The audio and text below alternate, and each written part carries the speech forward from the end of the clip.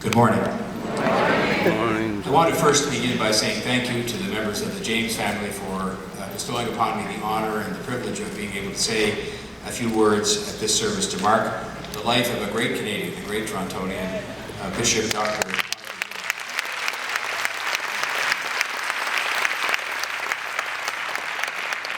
Other than those of family or close friends, I do not speak as mayor at very many funeral services. I do so when an extraordinary life comes to an end and another begins, both so that I can personally extend my condolences to the family, as I do today, especially Reverend Rosenda and all the members of the James family, but also so that the broader family represented in this place of worship today, that I can extend my condolences to them. Indeed, Dr. James' family was and is the Toronto family.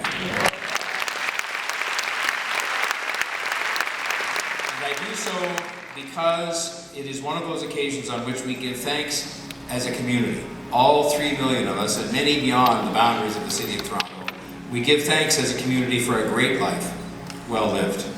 A life which had an impact far beyond one community or one congregation, or for that matter, even one city or one country, as we all know. I've listened to the Reverend Dr. James preach before.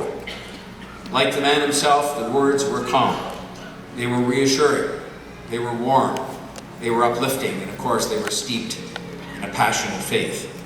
And there were themes. If you look, and I even had occasion to look, as some of you might want to do as part of this celebration of a great life, on the internet, where some of those sermons are there, immortalized. There were themes: the embrace of excellence, the embrace of excellence, not accepting the ordinary, going beyond the limits. He offered that inspiration always, and we all need that inspiration sometimes. In fact, I think we all need that inspiration much of the time. But if there was one theme, one commitment, one passion which came up all the time in virtually every one of those sermons, it was for young people. Right. There are hundreds of quotes you can find throughout those sermons that I've seen, and I'm sure many more that I haven't seen, that go like this. And in fact, it's in the program, I think, today. All that I have learned and acquired in life, I seek to pass it on to the young people.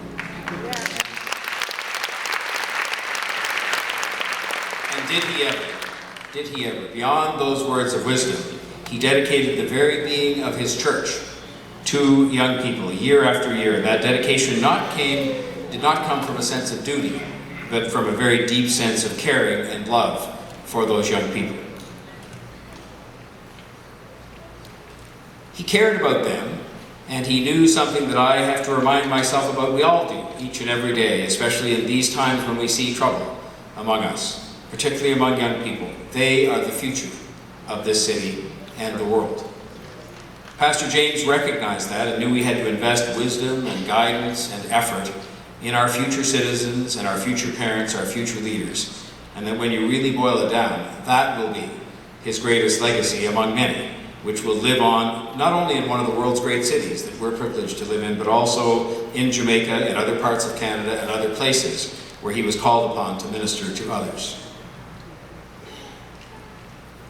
We need more people like Bishop Pastor James to comfort, to counsel, to criticize, to guide, to inspire, to bring people together. In a world where there are seemingly so many people who, for whatever reason, want to drive others apart, he was a healer. He was a unifier. He was inspirational. He brought people together, yes, in the name of God, but he brought them together because he knew it was right. And he knew that it would make the people he brought together stronger, but in the same vein that it would make all of us stronger. This wonderful family, and I say that in the broadest sense of his congregants and all the people that he inspired and that looked to him, this wonderful family that he helped to lead in addition to his own family, doesn't need to hear this from me, but I know that there is a path chosen for each of us, and then it falls upon us to make whatever we can of that opportunity and of that responsibility. Bishop Pastor AUDLEY James was put on the path of being a man of God, and he walked that path like few others, and in so doing walked many other paths which made him a beloved, respected leader of our city and of our country, recognized by many, not that he sought that recognition. On the occasion around the time of his 80th birthday, I was in his presence for what turned out to be the last time, though I did speak with him by phone when he was in hospital more recently.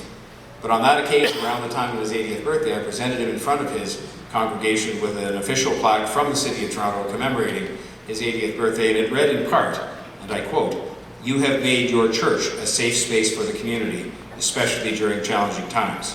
Thank you for your compassion." Close quote.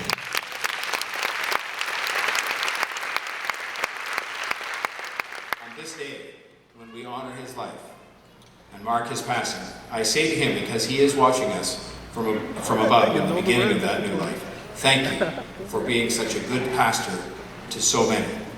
Thank you for being such a good role model. Thank you for caring about the next generation and the one after that.